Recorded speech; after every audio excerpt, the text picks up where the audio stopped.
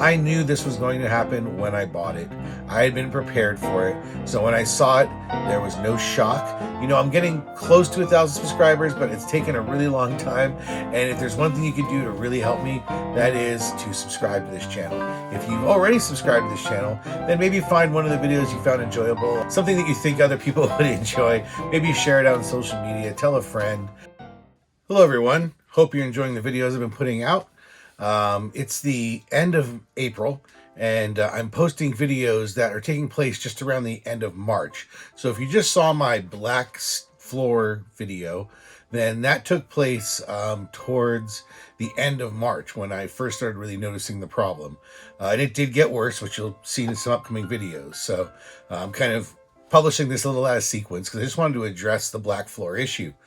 I actually have my RV in Woody's dealership right now, getting 14 things that I wanted to know, 15 things I wanted to get them to address. Not all of them were warranty issues. One of them was just like maybe putting in grease zerks to stop the squeaking on the Curt independent suspension.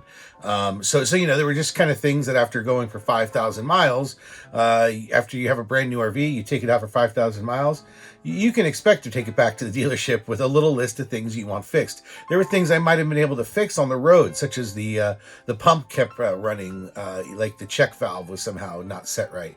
And I could have tweaked on it, but I thought, you know, it's under warranty. I'll just turn the pump off and on, and then when I get to the dealership, they can fix it. While it's under warranty, I try to not fix things, not to push off the responsibility, the work. I don't mind fixing things myself, but I want to make sure that I don't jeopardize the warranty. And, you know, that's just the proper sequence of events. You get a new vehicle or a new trailer, something doesn't work. You take it back to the dealer, have it fixed under warranty. And that's generally what I've been doing with most of my items. Again, spoiler alert, I'll be doing a video about this soon, but of the 14 items I brought that weren't the squeaky wheels, the vast majority are being addressed by Woody's through Ember. Lots of little fixes, and we're talking little things. Drawers where it needed some adjustment. The microwave came loose while I was on the dirt roads. Nothing really too major, except of course the black floor, which, you know, I identified in the video, and I'll probably be giving a few more shots of it as it progresses here in the upcoming videos. But I've taken it in, they've already looked at it. For those of you that don't understand what I mean by the black floor problem, there was the first approximately 1,000 Embers that rolled off the line, to the best of my knowledge. That's what they discussed a while back, that those first 1,000 had a sealant or adhesive between the vinyl and the floor that was not proper. Some people have said you're not supposed to use any. Some people on the internet have said, oh, they didn't use the right one. And of course, some people are saying, oh, it's not even, that's the problem, it's black mold. I'm very convinced it's not black mold. You already saw my initial logic in the last video. I'm living in a 20% desert environment for 3 weeks, you know, with 20% humidity. And it was dry as heck everywhere. I couldn't imagine black mold just starting to form. And the most important part is that both Woody's has talked to Ember and they have agreed to fix it, although we'll likely wait to fix it because, number one, it's probably going to spread. It's just in the bathroom right now, so let's hold off. And my preference is to not fix it till the end of the season.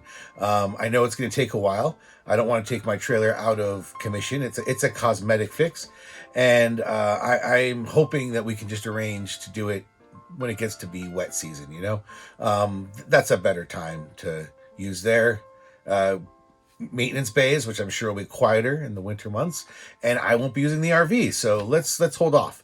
But yeah, they've already told me verbally, when I go pick up the trailer here in another week or so, a lot of little things were fixed, and I'm going to do a whole video on everything that was wrong and everything that was fixed.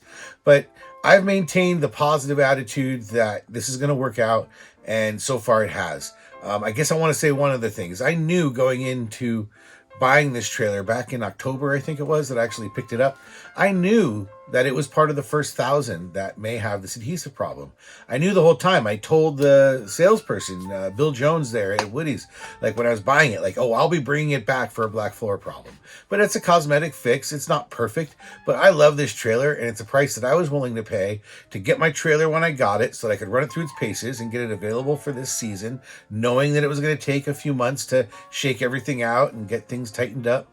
Again, with this last trip, they're also working on the water problem, and apparently they've added some additional sealant and flaps, which I'll talk about in a future video. But again, they're doing great. Woody's is doing great. Ember's been really helpful. I have not functionally had something to complain about yet. They've been very attentive. I just felt a little like I wanted to make that clear, that last part most importantly, and it's really the reason I'm making this video. I knew this was going to happen when I bought it. I had been prepared for it. So when I saw it, there was no shock. I expect they're going to fix it really well. I've talked to multiple Ember owners that have shown me the pictures of what was done after, or put on the Facebook forums saying, hey, look, this was the after pictures of after they did it, and it looked great. We all have seen Halen Embers. I'm not sure how you pronounce his YouTube channel, Holland Ember or Halen Ember, but you know, we've all seen the video, which was initially some of the black spots there, the awful job. I don't know who was smoking crack when they did the trim job on that interior, but I would not expect any of the quarter round problems and other issues that he had with my trailer, because Woody's has been top notch, and that I expect nothing but the best from them.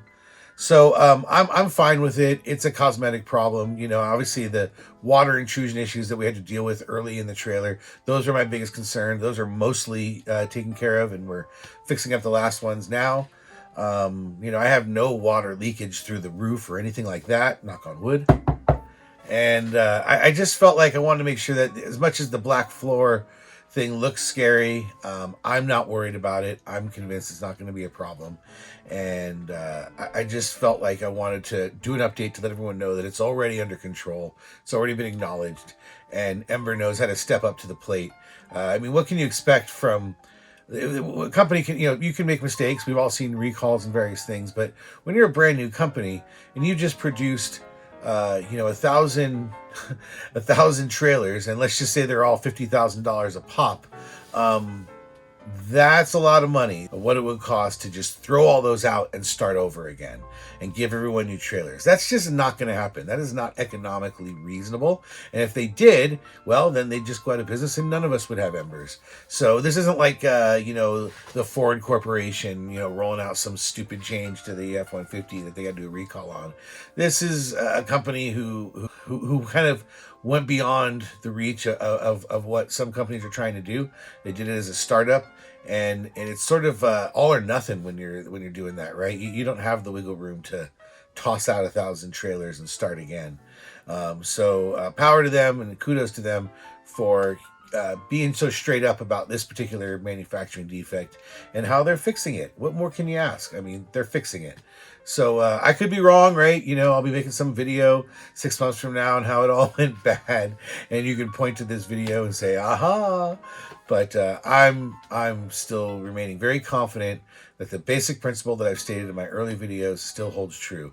And that is that the dealer, which is Woody's RV in this case, the manufacturer, Ember RV, and myself, the consumer, all have the exact same goal in mind, which is for me to have a functioning, proper RV that I can go take out and use.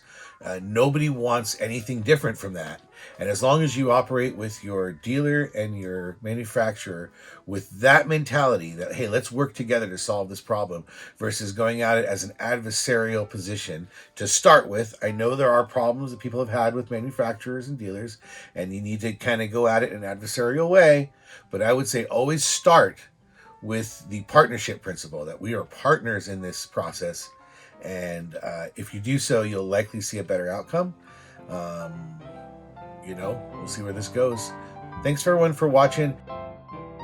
I'm getting close to 1,000 subscribers, but it's taken a really long time. And if there's one thing you can do to really help me, that is to subscribe to this channel. If you've already subscribed to this channel, then maybe find one of the videos you found enjoyable. I think the drone video I just did might be a good example, or maybe one of those Valley of the Gods ones. I don't know, something that you think other people would enjoy. Maybe share it out on social media. Tell a friend. If everyone told one friend, I'd probably bounce right over 1,000 real quick. But I need your help. I need to get over 1,000. It's a milestone in this project that I have here of doing this channel that I need to get past. And when I do, I should be able to start generating even better content, getting more momentum. So please subscribe. Tell your friends to subscribe. If you see my posts in the social media accounts that we're sharing, a lot of you folks are in the same ones. Maybe comment to subscribe to my channel. It's less promotional when you do it than when I do it. I've already had a bunch of posts deleted from Facebook because I'm being too promotional about my channel. So thank you, everybody. Planning the next trip. I'll be talking soon about where that's going to be. And I'm still trying to figure out how to get up to the Arctic this year. Boy, that was an expensive trip I just did. We'll see if I can afford the Arctic, or maybe I need to drum up some sponsorships.